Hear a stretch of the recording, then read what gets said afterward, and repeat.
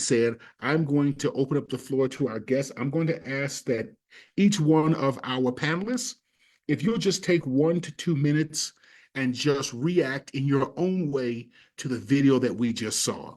I want to ask each one. And then also last thing, Kristen, I know you're doing a lot of things right now. If we can start sharing this on our Facebook, if we haven't already done so, if we can start sharing it on our Facebook feed, that would be awesome. It is already on. Man, you are. Hey, thank you so very much. Thank you.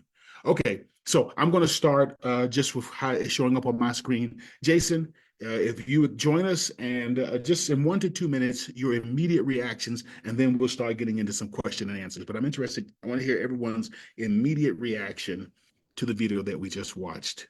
All right, Jason. Thank you, Dr. Davis. I tried to come off camera, but it said the host stopped my camera share. I don't know what that's about. Okay. This is not allowing you to share your camera? There you Okay. go. Okay. Awesome. So my initial reactions are, there's the formal power of the police in this country, and the actual power of state violence, and that's one thing. But there is also a very powerful cultural hegemony, a mythical narrative around policing, which has a literal chokehold upon our collective imaginations. And as a result of this societal myth, we have to face down the persistent belief that we are not safe, that crime is worse than it's ever been, that it's always rising, regardless of what the stats say. And our attention, by the way, is only ever drawn to a certain type of crime committed by a certain type of person. A couple of weeks ago, we had the auditor here, and he talked about his work focused on wage theft, which costs the U.S. approximately $50 billion a year. It impacts mostly low-income workers. It's not reported in crime stats, even though it costs 5 to 10 times more on the dollar than all other property crimes in the U.S. combined, or tax fraud, which costs over $1 trillion a year, which is over 100 times more than all other property crimes. We don't pay attention to environmental crimes caused by corporations, even though air pollution kills over 100,000 people a year in the U.S. Yeah, we don't really bother ourselves with crimes caused by those with power or wealth. Per the myth, we are only really concerned with certain types of crime caused by certain types of people, namely the unhoused, the immigrant, the drug user, Black people, brown people, the poor, and the other. And only the police can keep us safe, right? And these are generation-spanning ideas that have been resistant to data. I was literally talking to someone the other day about crime statistics, and he said to me, I don't care what you say to me. There's nothing that's going to convince me that things just aren't worse than they've ever been, right? And that's what we're up against. And the power of that myth has very material consequences. It has a lot to do with who we decide to put into office and how they choose to govern when they get there, and with the policy and the budget decisions that they in turn make year after year after year. But I'll speak more to that later. Thank you so very much. The Honorable Candace Ibaka. Good evening, everybody. Can you hear me? Yes. Okay. It wasn't super surprising to me. This is something that I've been trying to really teach people about for the last 5+ years.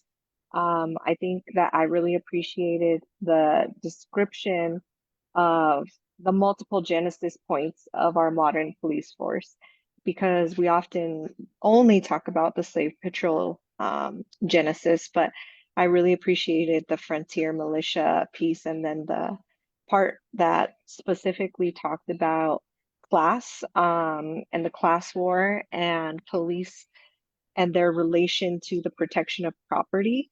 Um, you know, I talked a lot when I was a councilwoman about how police, even in our own city charter, are primarily tasked with protecting private property.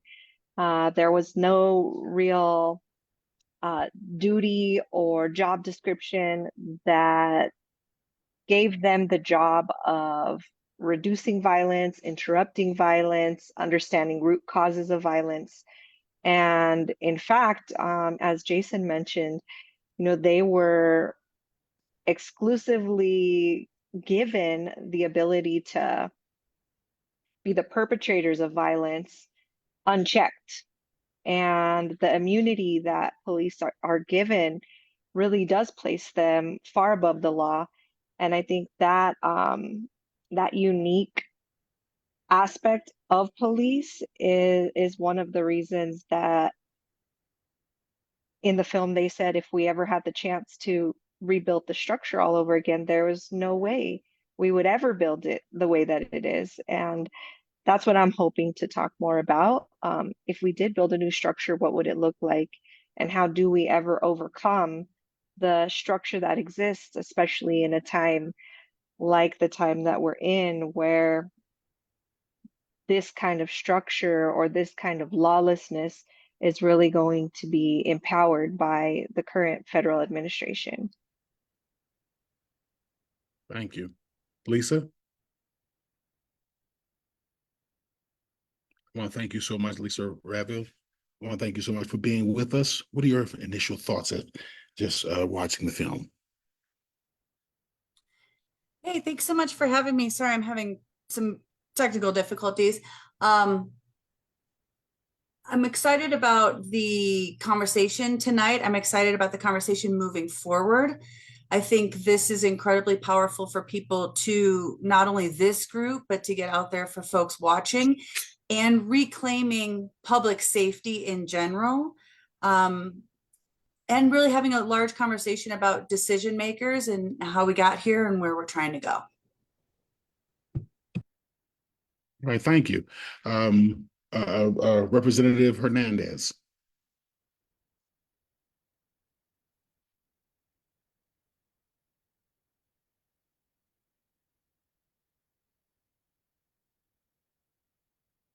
Representative Hernandez. All right. So sorry. I'm on my phone because I was on my computer and it wouldn't let me share my video with like the host permissions and stuff like that. But appreciate what the other folks have said online. I appreciate you, Dr. Davis, for grounding us in kind of the context and why this is really relevant, not just in terms of like movement politics, but some of the other pieces about how we also at the grassroots have to take a larger charge upon us to continue to advance something that's effective in describing social change. But hello, everybody. My name is Tim Hernandez. I'm the state representative for House District 4 in the Colorado State House. So I work in the Colorado State Capitol, making laws for the entire state of Colorado. And my initial gut reaction to watching the film, I've seen it several times before, but I definitely appreciate what Candy shared earlier about some of the pieces relating to the historical analysis. I think it's really important to know where we've been in order to be able to know, you know, just exactly how pervasive these things are and how they've evolved alongside, right? Like the resistance that has come to those pieces. You know, I had a mentor of mine when I was younger who taught me very early on that there's really nothing creative about oppression, right? Like it pretty much does the same thing. It requires groups of people to be destabilized. It requires groups of people to be poor. It requires groups of people to have inaccess to their basic needs like housing, healthcare, what have you. And so to me, I'm really grateful to be in a space where we can talk about the police's role in those places. You know, as a state lawmaker, I try not. Look, I'm only a state lawmaker till January, so I can say whatever I want. But I'll just be real with y'all. Like there's a real pervasive nature that the state inherently promotes police violence in the state of Colorado. Here we know in Colorado we have one of the highest rates of police brutality, police killings, and police violence in the entire country. We also have institutions like the Aurora Police Department that are under consent decree by the Attorney General in the state of Colorado, and are under investigation for the ways in which they do violently arrest and harm people, and still they are killing 14-year-old boys like Jordell Richardson the Thursday after school lets out after he's already surrendered, and still are shooting an unarmed man like Kylan Lewis with an AK or an AR-15, right? Like there's a real clear way that I think we have to be very creative in our resistance, since oppression lacks creativity, and as it is. But I do share the sentiment of other folks that starts from a historical analysis, and I will say at the state, and I'm happy to talk about it throughout the panel. The state is not taking a strong enough role, is not encouraging accountability for law enforcement. Bills about tracking the sexual misconduct of officers are killed not by Republicans, they're killed by Democrats. And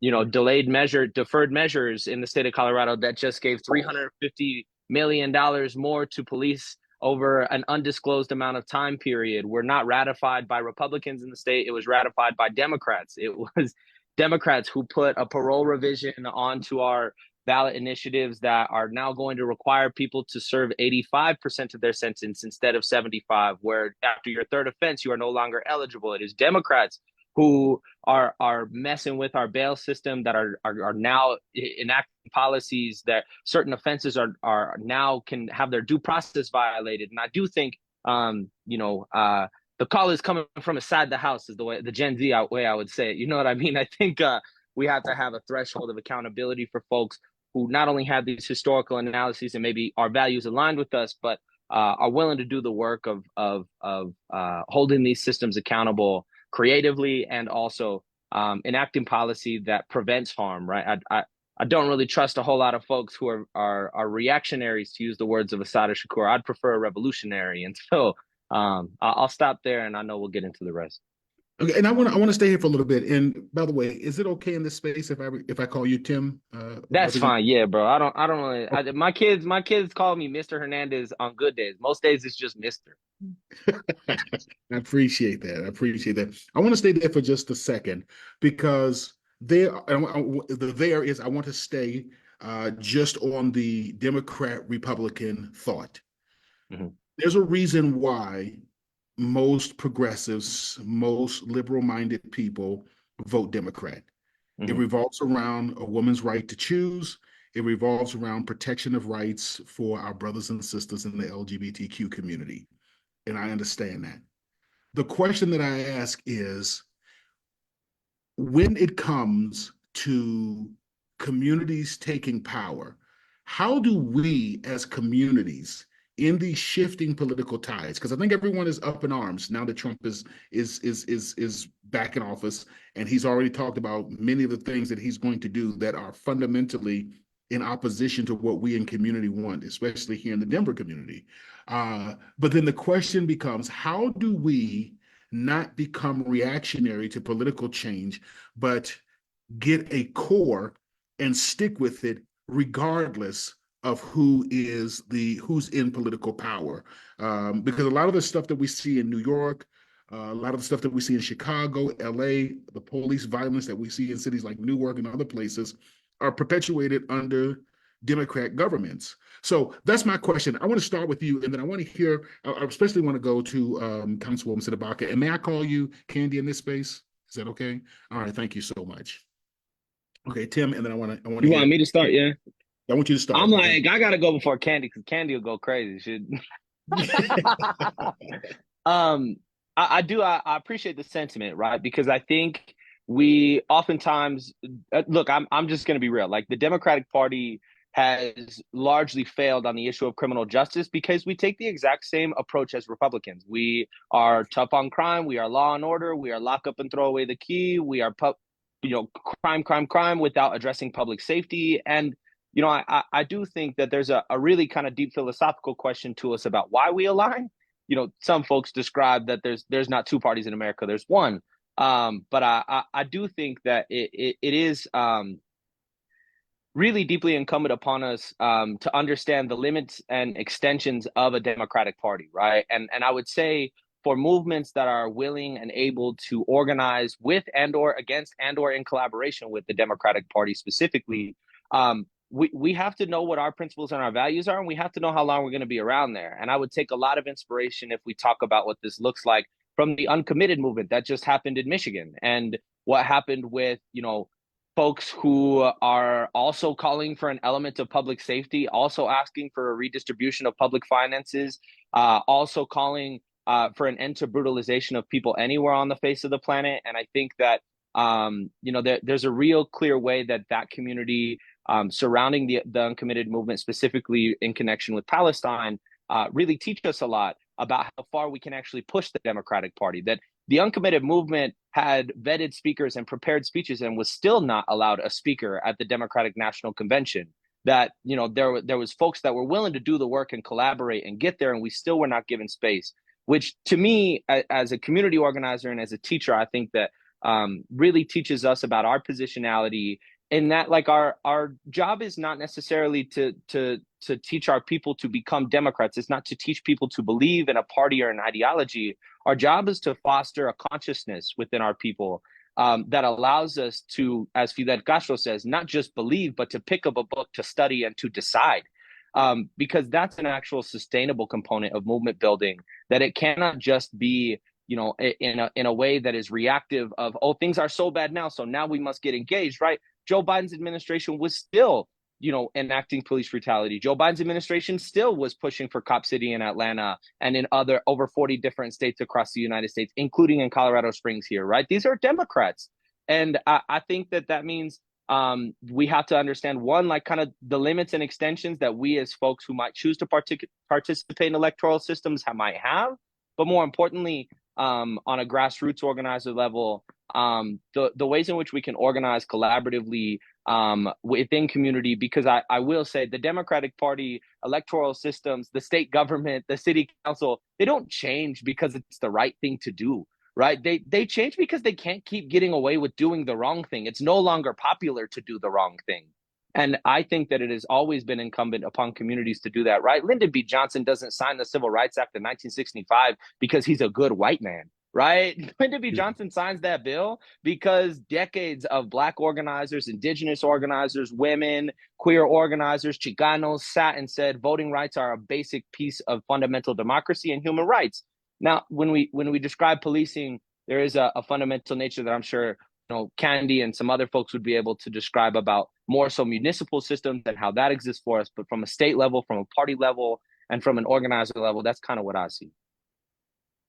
And I think, Candy, you saw some of that in your time in city council, which is this being lulled into a false sense of security. I want to give you a chance to speak to that a little bit more, and to my initial question.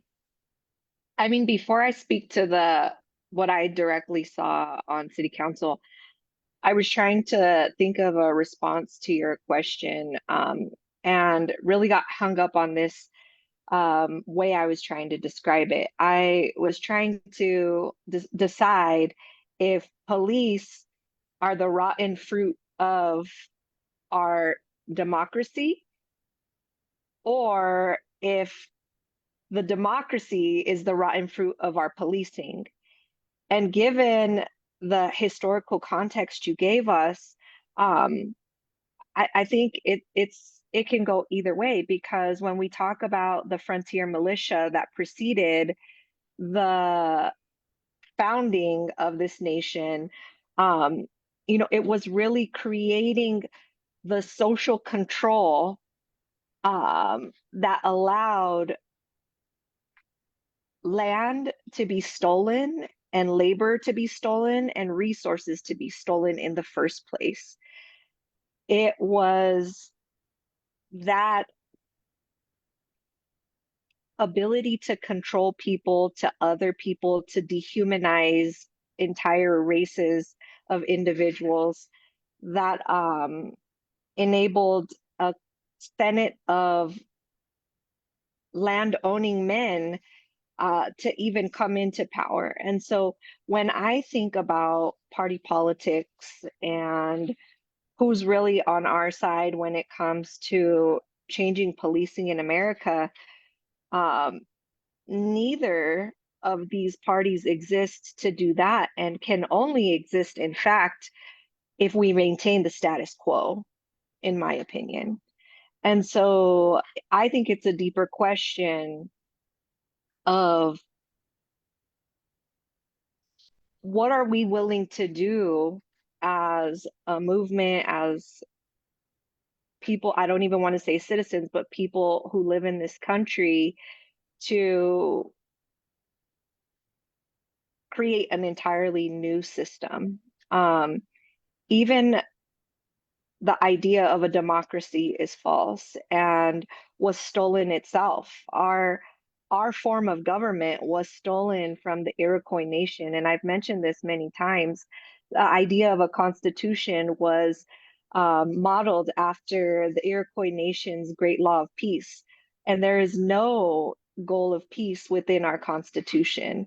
The division of powers in our government currently was modeled after the indigenous split that gave ultimate power to clan mothers. There was no women written into our original division of power in this country. And so for me, it's bigger. And when I think about the change we want to see in policing, it's about a movement to create an entirely different type of government, an entirely different economic structure that doesn't place property as king, because that is really what police and this structure are protecting. And it will never transform as long as property and profit are king. I want to go to both Lisa and Jason on this question. Either one of y'all, whichever one of y'all want to jump in first. There was a question that was asked in the video to a lady. I apologize, I can't remember what her name was, but they never came back to her answer, which was, what is the concrete? What is the concrete replacement? Or how do we address this in concrete ways? Y'all remember that question that was asked to the lady? I want to say she's probably a professor, but I don't remember what her title was. But nevertheless, the interviewer asked her a specific question, which was, what are the concretes? And I'd be interested. I'm gonna put a slide up from a comment that was made in the chat just so everybody can see it. But I'm interested in hearing your thinking around that, Jason or Lisa. I'd like both of you to answer, whichever one you want to go first.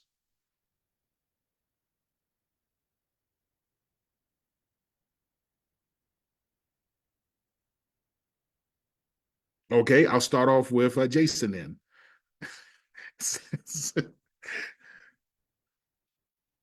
And this was just put into the chat. I thought it was a great response. Yeah, Hopefully it'll kind of tee you up.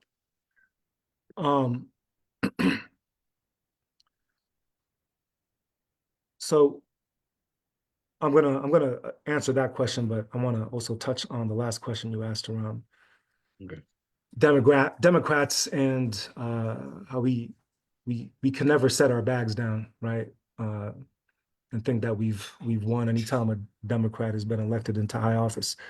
And oftentimes they're worse than Republicans are, because it's almost like they have to prove their tough on crime credentials. And it goes back to the power of that myth and that cultural hegemony we have around policing in our country.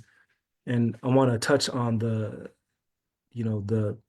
material implications of that myth and how they manifest. And again, the people we elect into office, but also how they choose to govern, and how I think elected officials who actually know better will vote on measures that are maybe against harm reduction, or maybe voting to give more money to the Department of Corrections, even when they might personally be against it because they're afraid of negative attack ads that will accuse them of being soft on crime, and so on. And then looking at city politics and looking at the decisions that are made around the budget year after year after year. Denver's general fund, this question was asked in the chat. The general fund is shared across more than 10 city agencies. They include human services, housing, community planning and development. Sorry, my son's phone's ringing. Sorry about that. I somehow knew that was going to happen. Community planning and development, transportation, public health, and so on.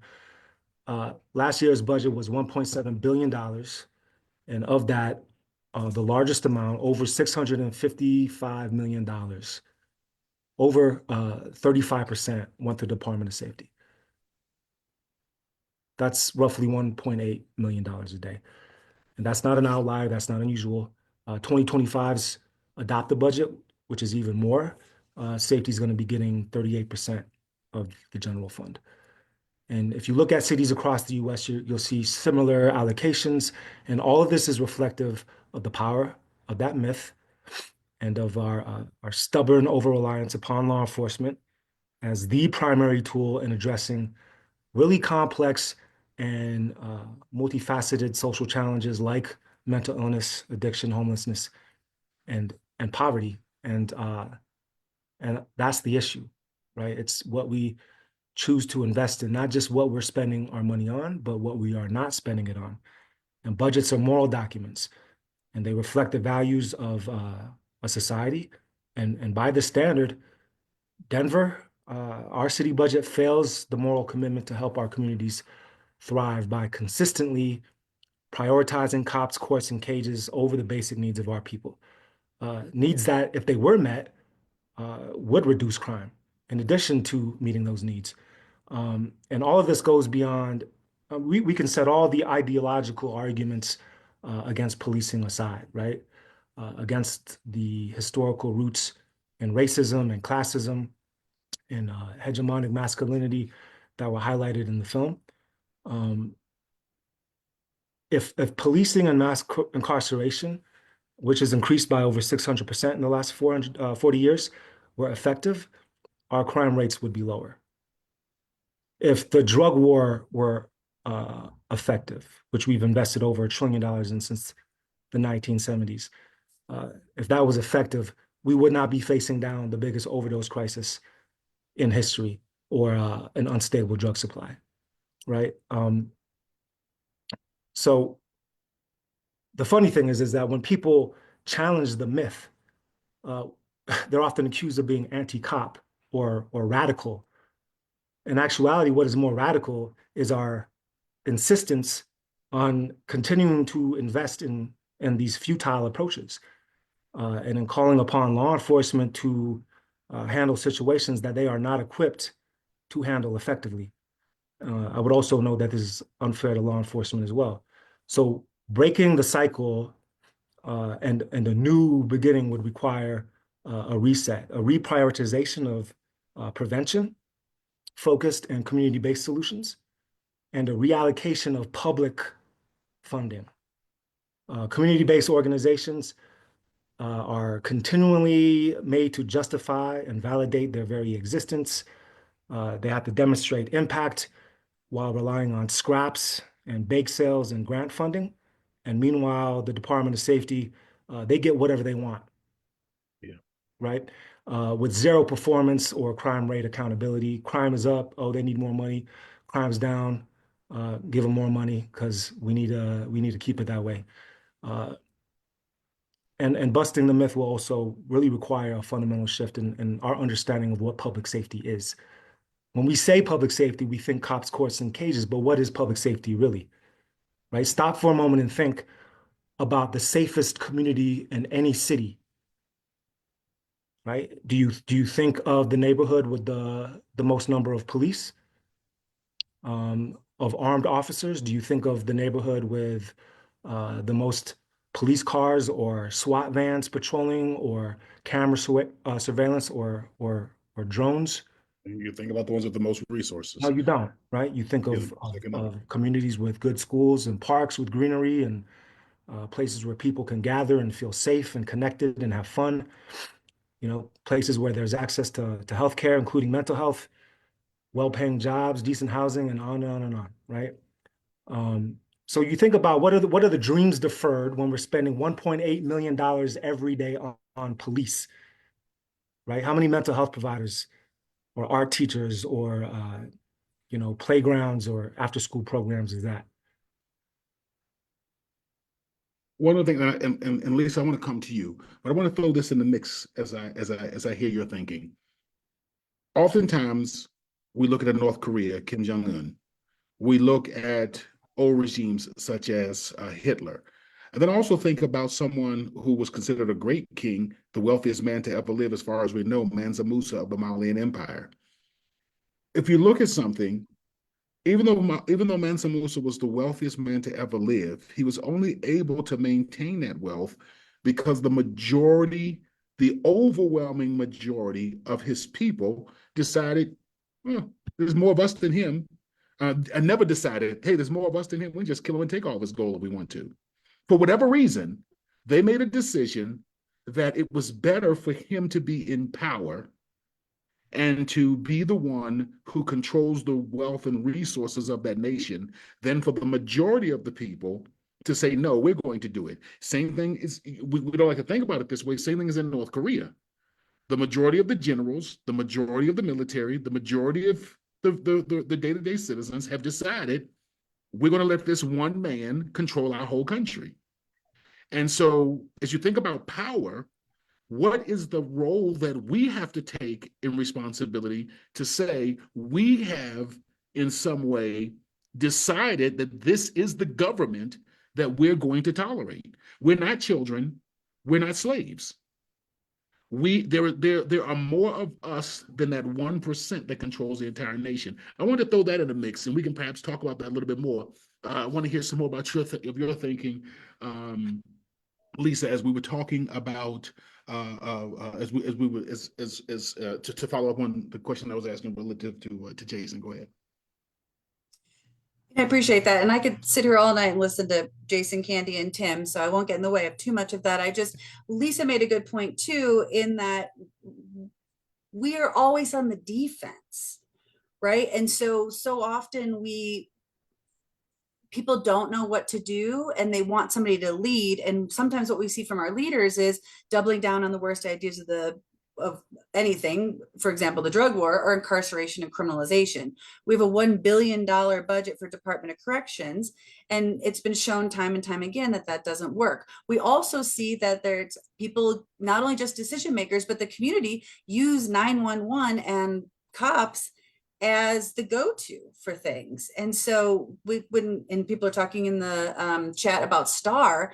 And so that was what was so exciting about STAR initially, is that sometimes you just need an adult and you don't need a cop, right? And so what you need is somebody who can come to somebody and give them the time and energy that they need.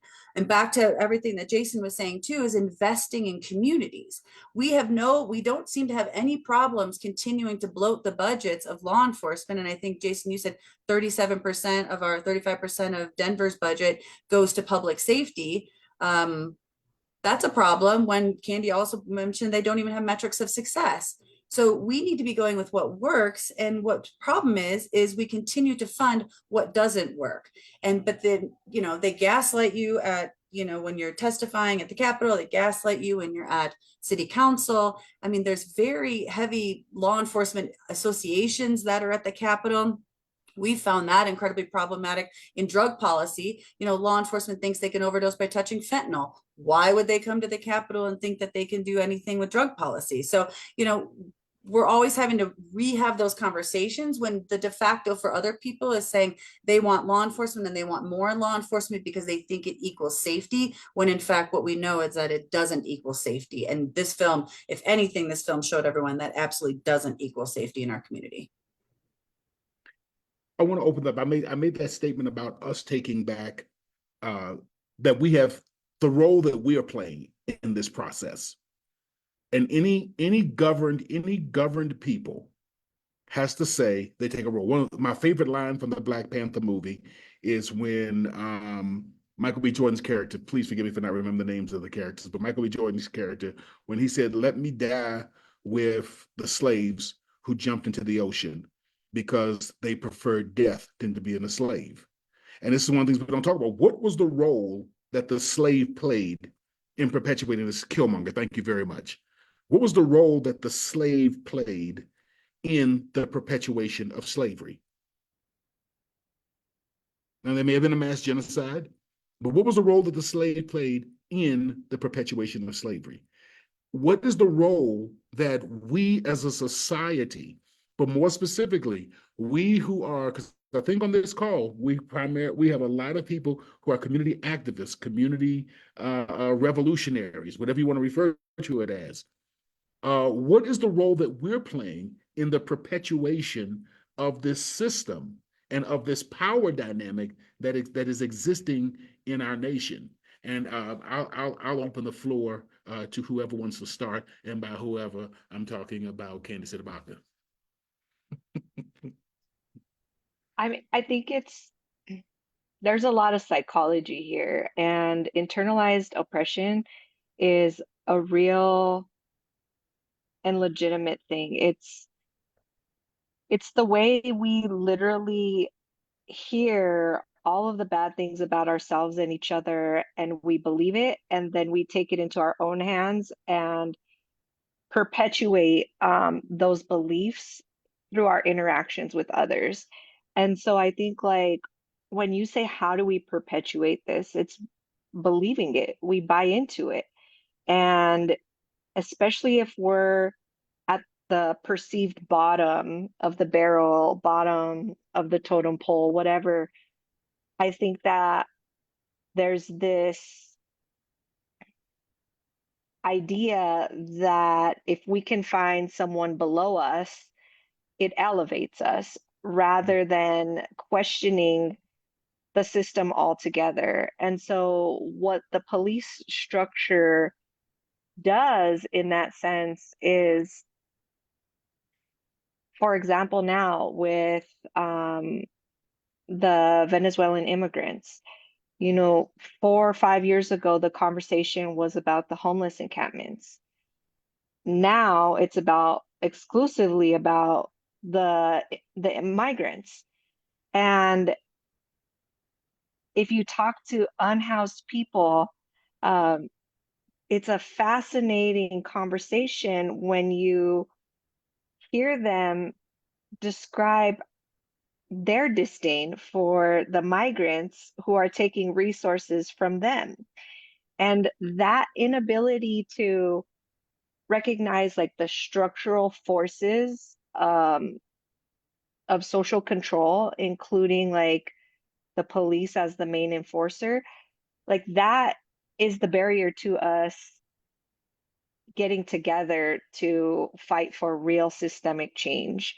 And we then buy into and look to our enforcers of justice, police, to make sure that we maintain our proximity to power, even if there's really no power and it's only perceived power. Tim, as we talk, one of the things, and I wanted to get back to this because I observed this with Elizabeth Epps, I observed this with Candace Ibaka, observed this with you, and that is the individuals who really want to go into the legislative halls to make these dramatic changes, who really want to see justice flow like a river, and righteousness like a waterfall. They end up getting beaten, and oftentimes, and I'm figuratively beaten, by the way, figuratively beaten. I hope it wasn't literal, but figuratively beaten, and it's kind of like you're out there all on your own. And so that kind of goes back to my original point, which is we kind of get the government that we ask for, or the government that we allow, the government that we deserve, however you want to frame it. So my question then is, not looking at the majority who is content with the status quo, but looking at the group of us who want to see change, who are doing screenings of power, who are having these conversations, who are testifying before city council, who are, challenging legislatures and the governor and all these things.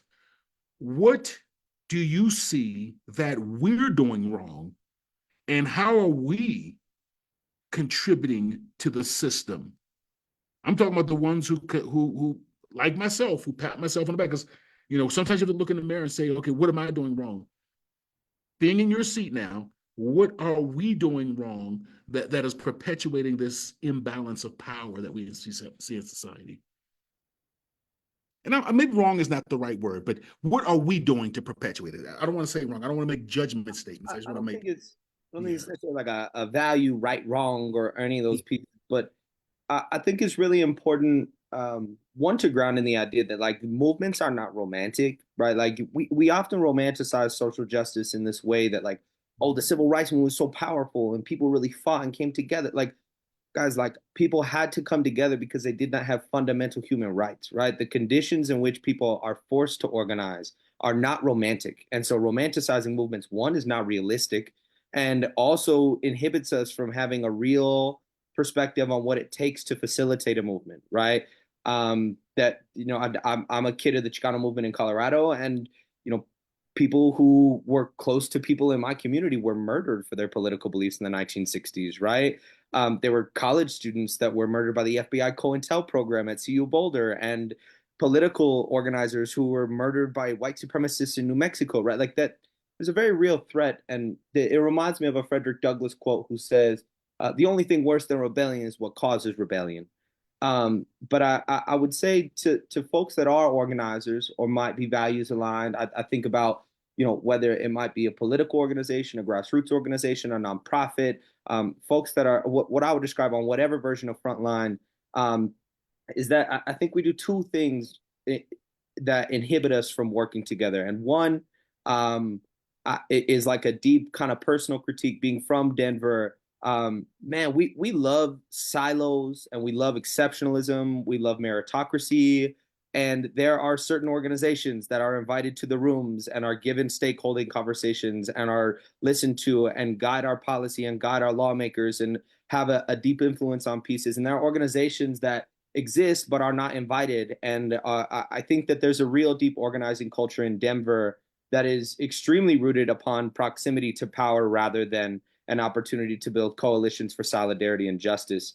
And I think that that's a deep flaw in organizing here that I think comes from a very real place. We saw that in Latinos specifically. I'll speak for my community. The Chicano movement was a radical grassroots organizing movement that began in Denver because of police brutality and the murders of Luis Jr. Martinez, folks who were killed by the Denver Police Department. And from that movement blossomed all kinds of different things, including movement leaders and organizations that really enjoyed and perpetuated the meritocracy and exceptionalism that continued to perpetuate unjust social systems, right? And that can be prescribed via the charter school movement in Denver, that can be prescribed via the election of certain electoral candidates that only did more harm to communities in the 1980s and 90s. But I think specifically, I'll never forget growing up in Denver and going to protests and all these other things. And when I was in DC, I lived there during the Black Lives Matter rebellion. I protested for 81 days in a row. I was tear gassed by Donald Trump when he went and held the Bible upside down.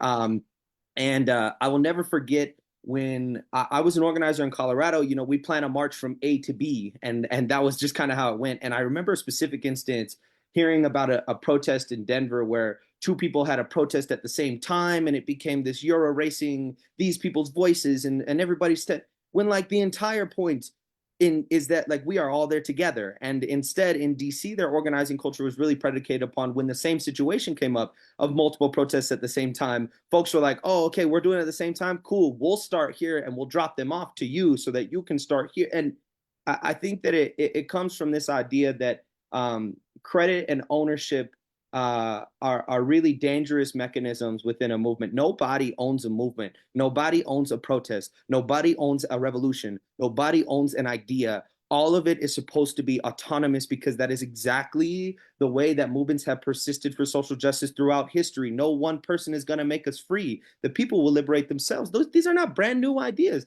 This is the 1950s in Cuba when they're talking about stuff like this. In 1969 in the Black Panther Party, they're talking about ideas like this.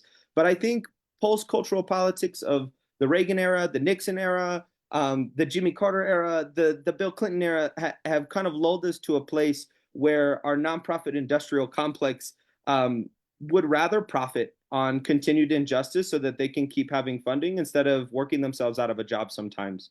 And I think that that those are flaws that I see, not necessarily things that are right or wrong. And instead are invitations to really consider what solidarity looks like. And to your point about getting beat up in the legislature, Candy and I were kind of talking back and forth in the chat. Like, there is a certain flaw in saying that, like, oh, we need to elect candidates that are going to stand up for these things. Guys, we have to get out of that. That's bullshit. We need to elect people who have already stood up for things, not people who promise, right? Nobody gets a backbone because they get a name tag, right? Nobody all of a sudden decides to care about Black Lives Matter or abolition or harm reduction or any of these things just because they got a name tag and it's politically favorable. Because when it gets rough and rugged, those will be the first folks to flop.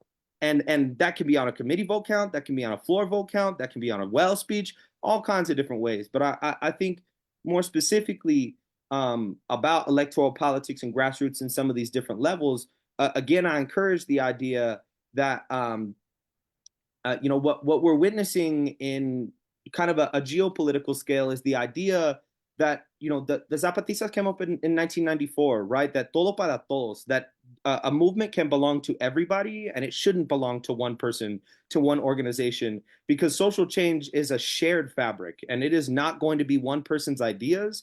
And I think simultaneously to this meritocracy assimilation point, and kind of silo culture and exceptionalism, we love to hate on each other, bro. And like, the fastest way to oppress a group of people is to have them oppress themselves. And what we are up against is so much more vile and violent than we will ever be to each other.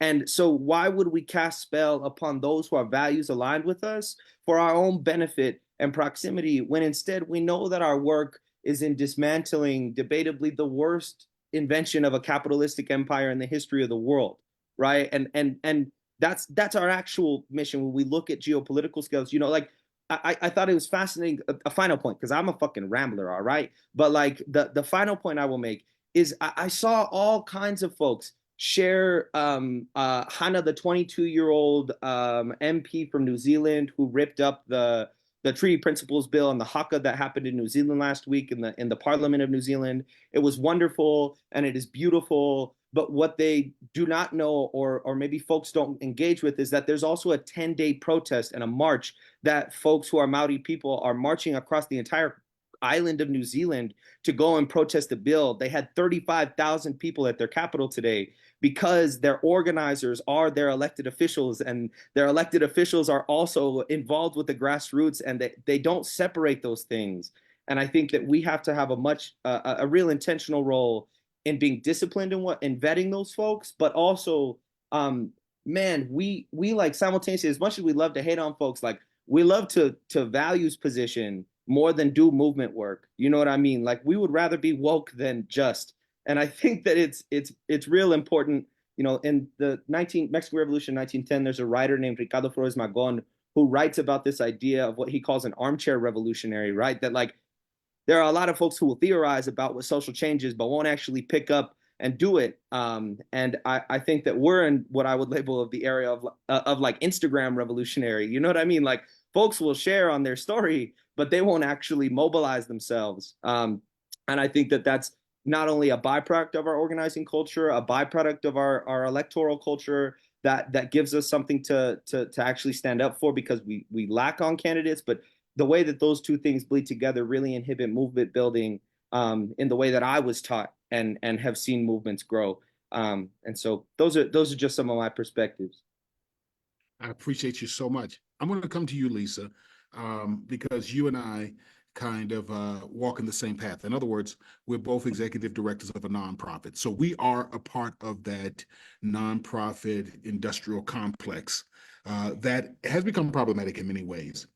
So my question then is, how do you see us utilizing the nonprofit sector as a way of utilizing power? And by the way, after this question, I'm going to go to the questions and answers that the people have put in. So if you have questions, please put them into the question and answer, not into the chat.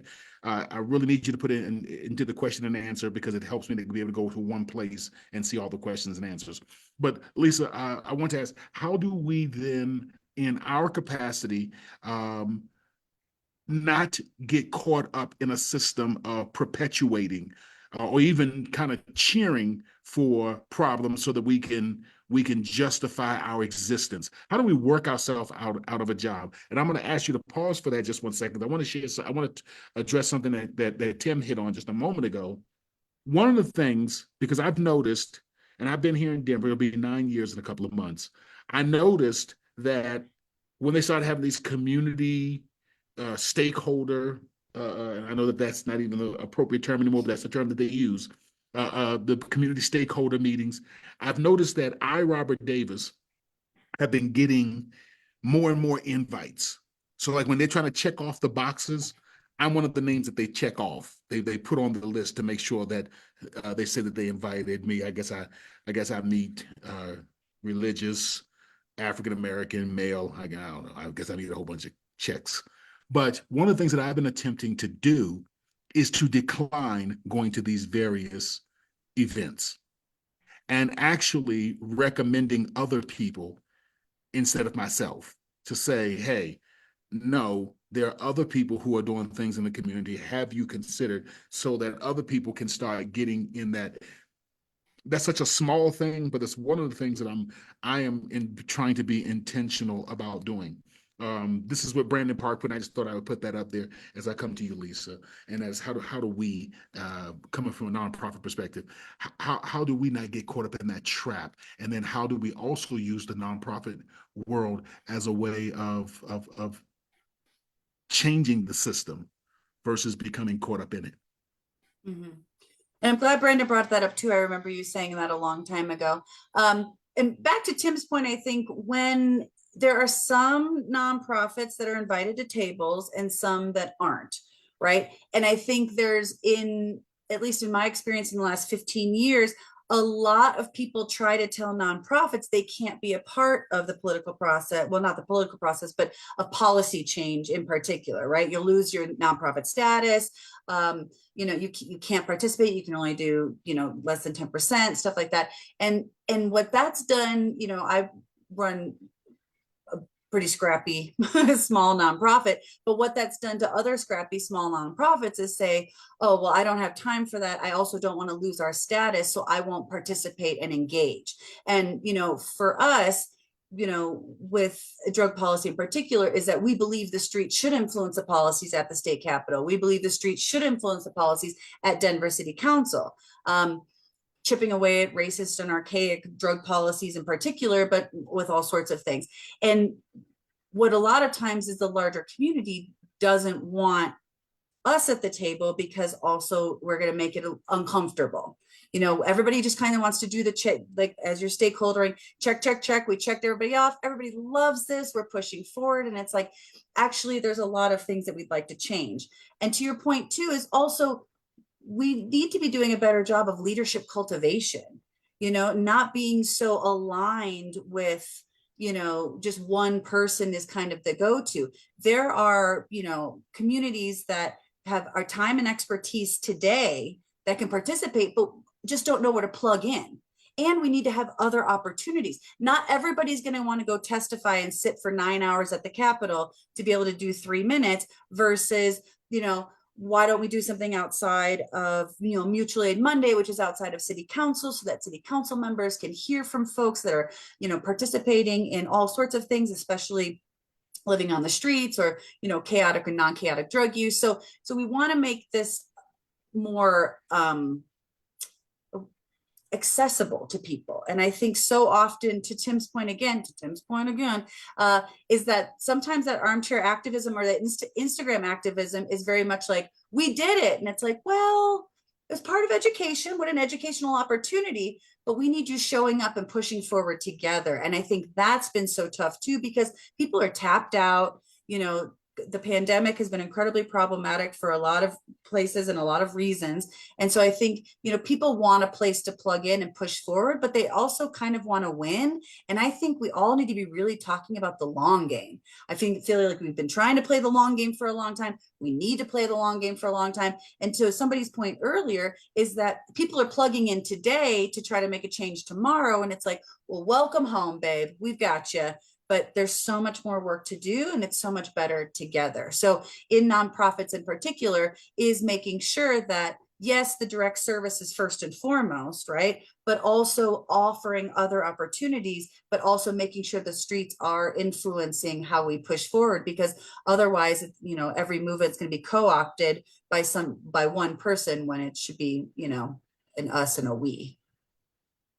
And I want to open the floor for questions. Again, if you, for whatever reason, sometimes people cannot access the question and answer feature, if you're on your phone or something of that nature, then please just put the word help in the chat. Then I'll know that you were not able to put it into question and answer, and we'll do it that way. If you already put something in the chat, can you just copy it and drop it into the question and answer? It really does help an awful lot if we can only look to one place. But if for whatever reason you can't get to the question and answer feature because you're having challenges with your Zoom, just put the word help and then write out your question. That way we'll know that you were unable to access the question and answer feature. That would help an awful lot. So let me go ahead and show our hands as to what we are hoping to do here today while we show this film and while we're having this conversation. We believe that we are uniquely positioned as a city and and at this time in history, with all that is going on in our nation, to be able to demand structural change in how public safety is administered and funded. And we do not have a specific plan. I love that first quote that I put up that came to us. I'm horrible with names. Please forgive me. Give me a second to look it up. I love that first quote that came to us from Lisa Forbes about putting together our own Project 2025 plan. I love that. And I think that we should. I'm sorry, I lost my train of thought. But so what we're planning to do, yes, what we're planning to do is to figure out, we're planning a series of community conversations to figure out what type of ballot initiatives that we need to run, what things that we need to do so that we can transition power back to the community, and so that we can do it with the dollars. Because in this country, money is power. Let's just call it what it is. Let's not even fake the funk, as they say. Money is power. I'm going to give you, before I open up the questions for Jason, I want to come back to you just for a second. As we talk about the transitioning of money, there are models that are out there that communities can look at.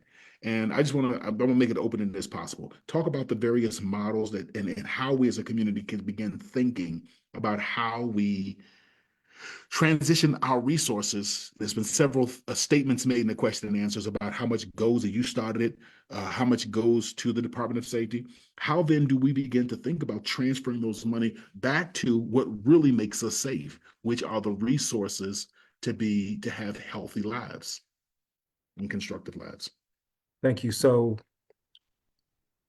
as you know, and some of you might know, CCJRC's model has been to look at the general fund, look at the DOC budget, and reallocate resources, community reinvestment, and bring dollars into community-based programming that bolster real public health and safety.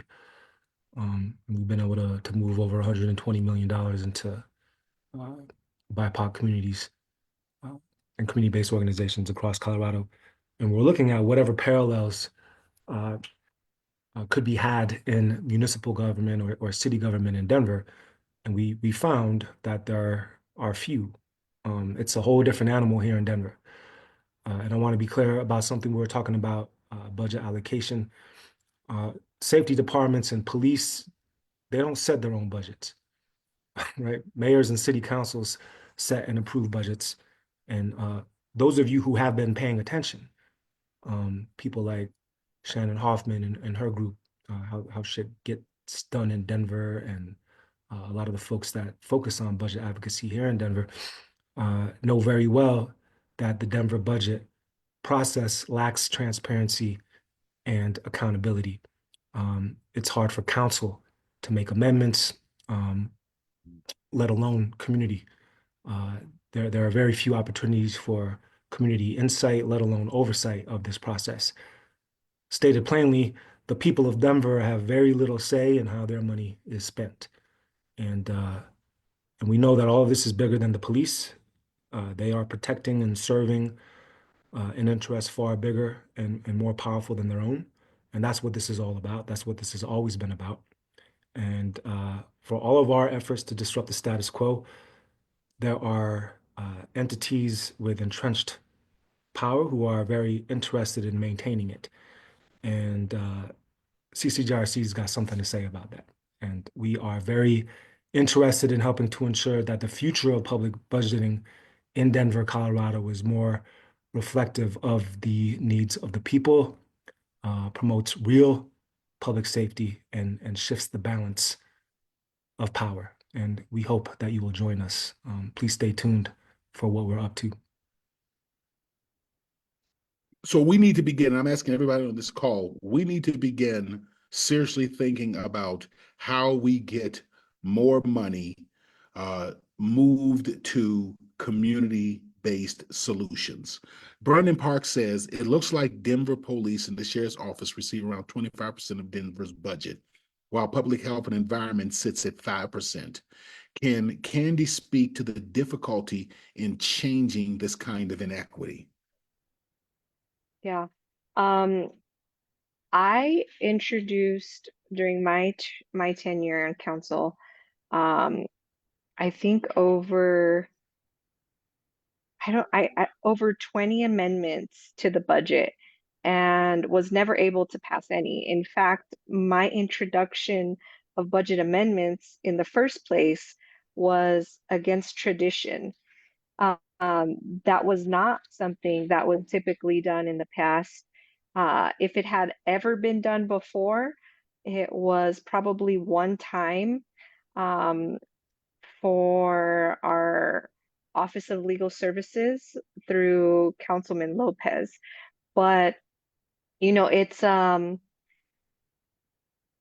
deep cultural issue on council. It's an authority we have as council members to introduce amendments to the budget, but traditionally, that is perceived as an affront to the mayor, and it is not taken lightly when it happens. And because we have such a strong mayoral control system, when you get out of line in that way, which is a very public way, you are typically punished by that mayoral administration.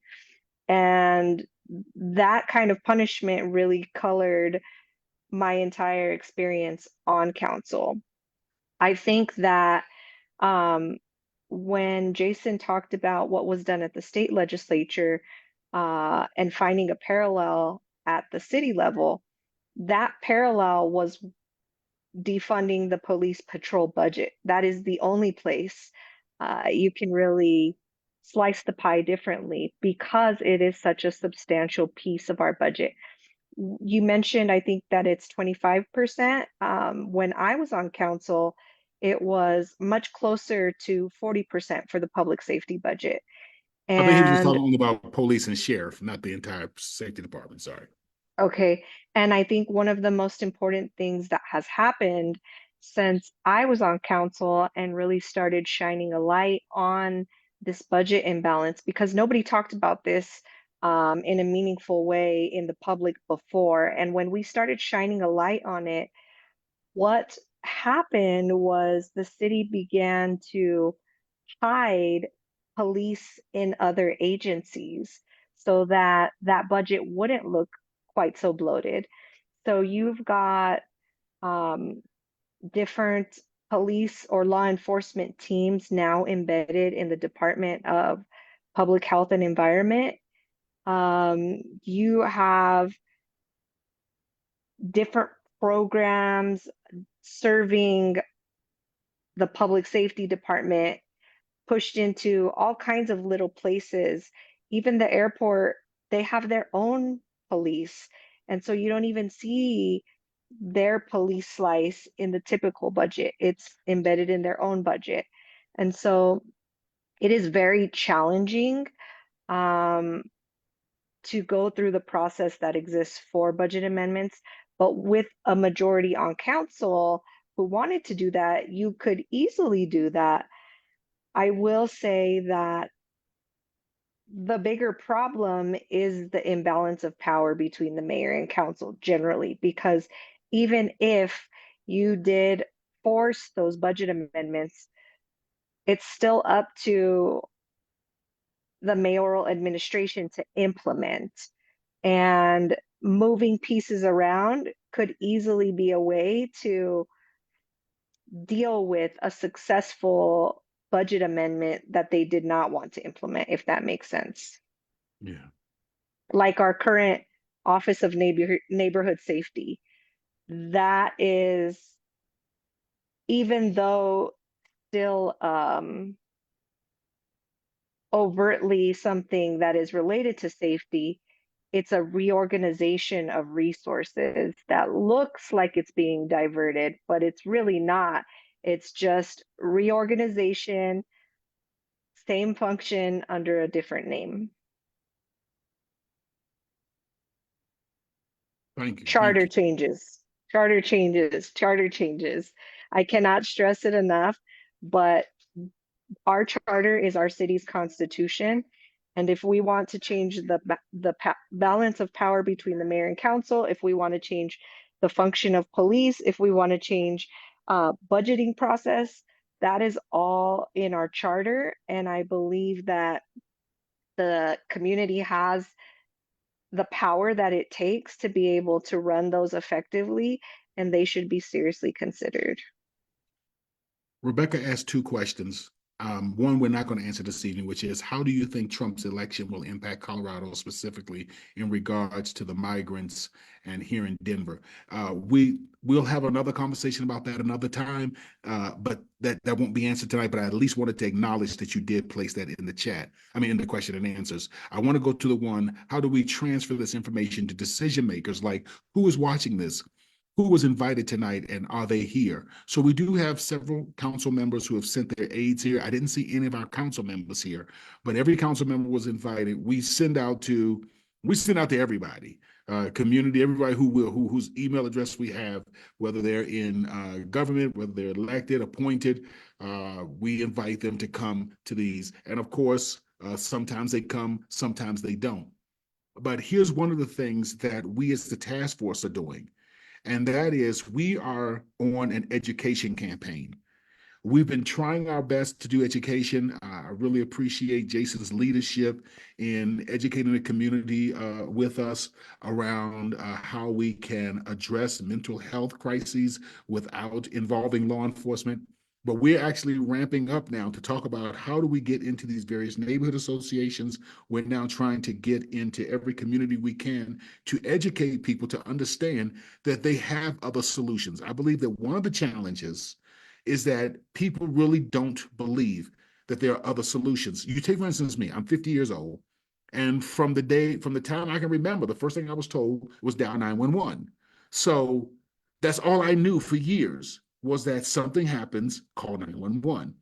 But I think that the more we can educate people, I think that's the first component that, in my experience so far is going around the city, is that when you explain to people, hey, there's other options out here.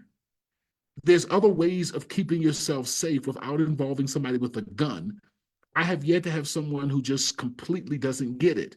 And so I think there's a huge education component that's that's necessary.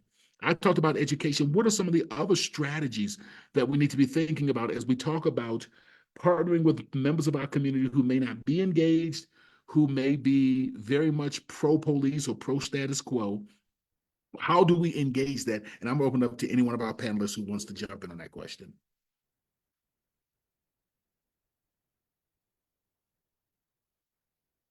All right, not all at the same time. And don't feel bad if you go back to back.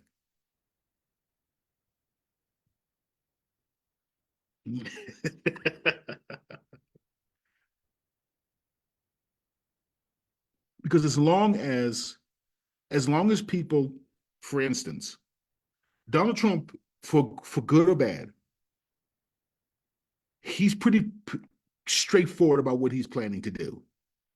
With the Department of Education, he was straightforward what he's planning to do around immigration. So no one who voted for Trump, and I did not, no one who voted for Trump can say, oh, I didn't know he was going to do that. Oh, that surprised me. So one of the things is that because people don't have enough education, there is this thing that they really don't know that there are other options out there, and they continue to vote for the same options. Go ahead, Tim. Yeah, I hear the point. I also want to name just kind of like a piece that I often hear in what I would describe as like grassroots organizing, is the idea that we understand education is a pretty salient barrier to organizing folks. I think education, there's a wonderful Fred Hampton interview where he's like, without an education program, you're just going to have neocolonialism. You're just going to have like a perpetuation of systems. And also, I also still struggle with the idea of folks, you know, that I struggle with it in two places. One, I don't think that we struggle for education. I think people deeply understand the ways in which our systems work and inevitably know those things, right? Like, I think like specific under the context of Donald Trump, right? Like, that I often find a lot of pause in, when we're in anti-racist spaces and folks are describing, well, if racist things happen, you just have to give folks grace, and white people are learning and all these, like, you need to give them more time and they need more education. Like that, there's a caveat that I give to like that the people who enact oppression in our society are fundamentally aware that the society benefits them, and that's how it works. And so I do give pause to the idea that the most well-educated, most well-organized, most economically, politically, socially empowered group of people in our country simply needs more education about what's taking place. But to your point more specifically, Dr. Davis, about the education of our community, I do think that we miss out on a lot of opportunities to educate folks because one, I don't think we organize where people are actually at a lot of times. I think we ask them to come to our space, but it's hard for working class folks to make time. People who are parents, right? Like there's a lot of barriers, and folks are trying to survive. But I really do hear your word and take a lot of it into consideration when it comes to education, because I do think education is debatably the most political thing that we can do for folks. Beyond policy, beyond politics, educating somebody and teaching somebody is a way to do that. But all good teaching takes place through relationships. And you have to have connection with somebody. Teaching is a vulnerable act of somebody, so you have to work upon systems of trust. You have to work upon relationships that you cultivate with folks, which includes task forces and community and governments and community, right? Like those things are cultivated. They're gardens that you grow. They aren't just seeds that you put in the ground. And I think that point really rings true to me, specifically with the impending administration, and would make just a final comment to folks that are asking questions about is the Trump presidency going to be bad for migrants in Colorado? I as a member of the Latino caucus in the state government of Colorado, yeah, it's gonna be real fucking bad. Like they are going to begin deportations here. We're planning for it to probably be within the first 100 days of his administration. They have said that they're going to begin in Aurora. They're talking about weaponizing the National Guard and using militarized force. They're talking about not just people who are undocumented, but family members of people who are undocumented. They're talking about all kinds of other stuff. And the final place I would give is kind of back to the education point that you presented, Dr. Davis. Folks who voted for Donald Trump, may have known what they were getting themselves into, and that he had a plan in these other pieces. But I also have met a good amount of folks who I think not necessarily were not aware, but more importantly, were not engaged with electoral systems, and didn't feel represented by Donald Trump or Kamala Harris or other folks, and weren't educated about some of those ulterior motives in terms of third-party voting, and what that means too.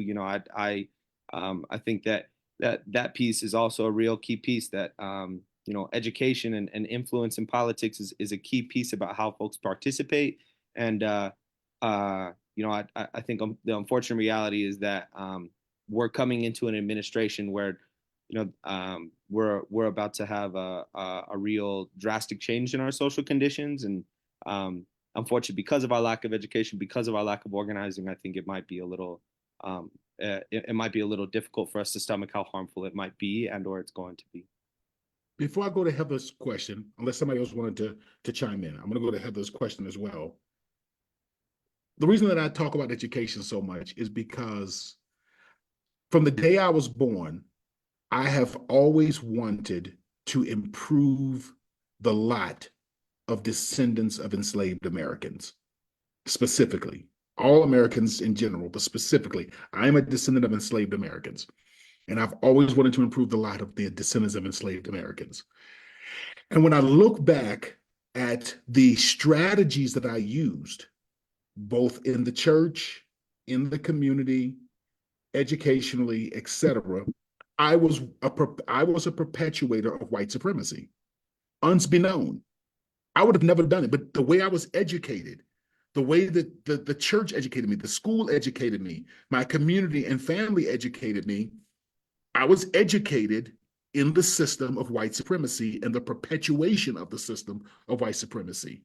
My goal was to improve my position and as many people's position in that system as I could, rather than dismantling the system, because I could not envision another world than the world. And if you ever watch the movie Roots, the contrast that many people miss is the contrast between Kunta Kinte and the Fiddler. One who was born a slave, one who was born free. The Fiddler had no concept of what freedom was. And Kunta Kinte had no concept of what slavery was. And you saw that struggle between these two men being played out on the plantation. So I say that just to simply say that's the reason why education is so important, because as light switches were turned on, and I began to say, wow, A, there's another system out here besides white supremacy, and B, good God, I didn't even realize that I was perpetuating white supremacy in my sermons, perpetuating white supremacy in my approach to community organizing and community development. Heather says, with the need for community, how do we help keep the third space that police is taking funds from and labeling quote unquote unsafe? I worry about the community centers not getting funds, etc. So how do we help keep the third space that police is taking funds from? I think it's a very good, we talk about power, those third spaces, and I'll open the floor to whoever wants to jump in and answer that question.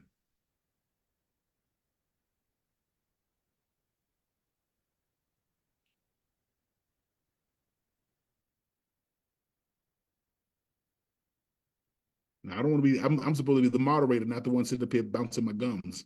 So I want to give you all, go ahead. I think honestly it's a difficult question, because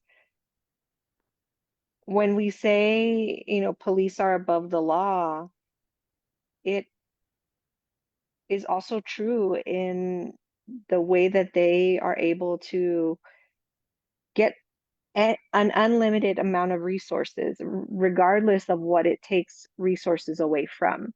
I think we made one stride of progress this election season when we passed the right to collectively bargain for other city agencies. Until now, we only allowed police, fire, and sheriff to collectively bargain for their salaries, their wages. and all of their benefits. And what that meant was that it was assumed that every year their budget would grow, regardless of the circumstances in the city, regardless of who it took resources away from. And that went on unchecked because there was no other countering force collectively bargaining with the administration for resources. And so now that all the other city employees can collectively bargain, I think if we want to protect not just third spaces, but basic human resources, what we need to really do is play a role in encouraging and protecting the city workers we know as they attempt to join a union, because you can only collectively bargain when you are represented by a union. And in order to be represented by a union, you must join a union.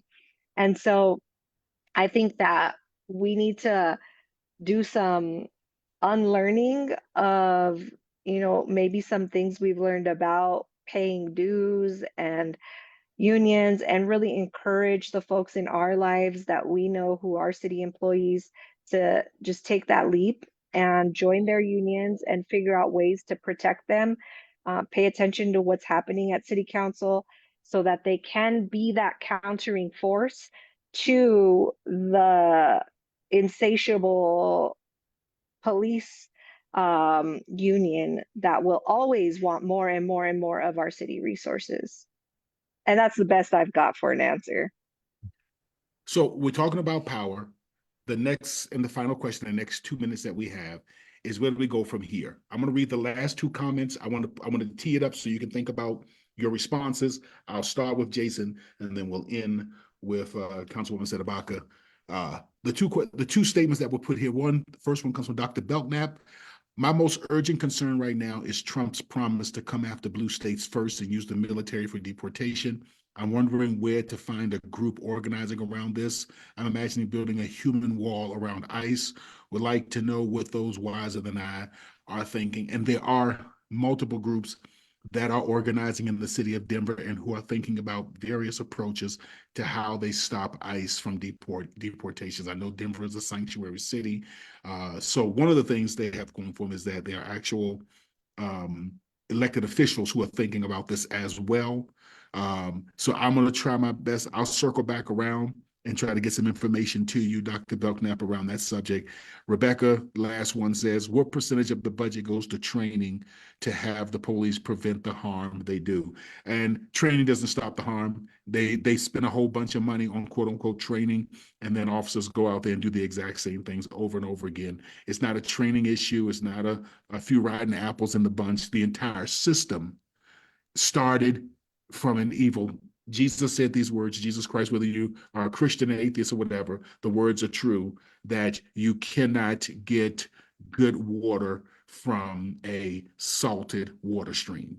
You can't get fresh water from a salty water stream, and you can't get good fruit from a diseased tree. So the tree that we're operating with started off diseased. The water started off salty. I don't know what we can do. So where do we go from here? Where do we go from here? Starting with you, Jason, and then Councilwoman, if you will close us out. You said something, Dr. Davis, at the start of this that I want to circle back to. In 2020, after the murder of George Floyd and the subsequent protests, a lot of people were forced to watch that. A lot of people felt uncomfortable and distressed and angry and enraged. And every feeling has an energy associated with it, right? When you love somebody, you want to hold them, you want to reach out. If they're not near you, you want to send a text. And when you're angry or upset, you want to express it, right? So people took to the streets and they held up their BLM signs, or they donated to their local BLM chapter, or they showed up to the Reimagining Policing and Public Safety Task Force, right? And then they felt better. Then Joe Biden got elected, right? and then they felt better, and we've all noticed that, the attendance became increasingly sparse. Keep showing up. Tim said earlier that, you know, this country has never done the right thing because it was the right thing, right? Dr. King said, make a career of humanity, commit yourself to the noble struggle for equal rights. We've only ever made any gains for equal rights in this country because of struggle. And we, like I said earlier, we cannot set our bags down. We must, and that's the story of America. The story of America is not the story of freedom or oppression, but the struggle between the two. And there have always been people on both sides of that struggle, people who are struggling and fighting to keep things exactly the way they are, and those who are struggling to make things better for everyone. And that has not changed. And I know things feel bleak right now. Some of you might want to give up, but whether whoever's in office, struggle. Make sure you're struggling, and that's going to look different whether you're a city council person, whether you're a pastor, whether you're a social worker, whether you are a school teacher, right? But figure out what that means for you and make sure you are struggling. Make sure you're a little bit uncomfortable. And it's about the work, right? It's not about saying the right words. It's not about being woke. It's about that fortitude. It's about doing the work and continuing to show up. And it's about power, right? And this whole thing is about how do we move power back to the people? Frederick Douglass said, power concedes nothing without a demand. A lot of us who are in this work, we're in this work not because we are hungry for power, not because we're good at power. Unlike some people who seek high office or go into law enforcement or go into finance, a lot of those folks get into it because they want power. We get into this because we care about our community, we care about our people, not because we're necessarily good at power. But Dr. King said that power is simply the ability to achieve purpose, and we need it to achieve what we're trying to do.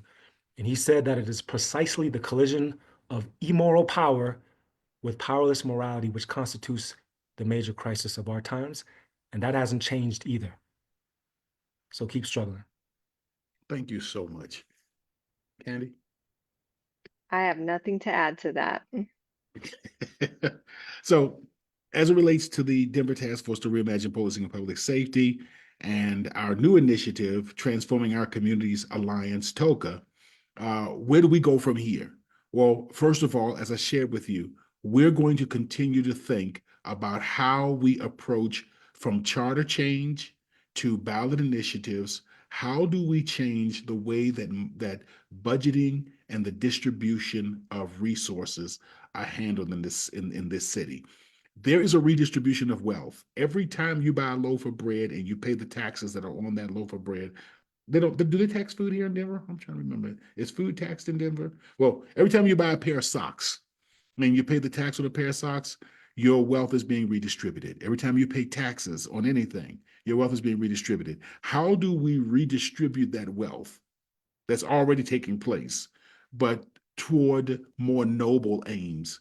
And I think that we have a greater chance getting that done here in the city than anywhere else, than on the state level, definitely on the federal level, doing it right here in the city of Denver. So please, you're going to be receiving emails from us. Please show up.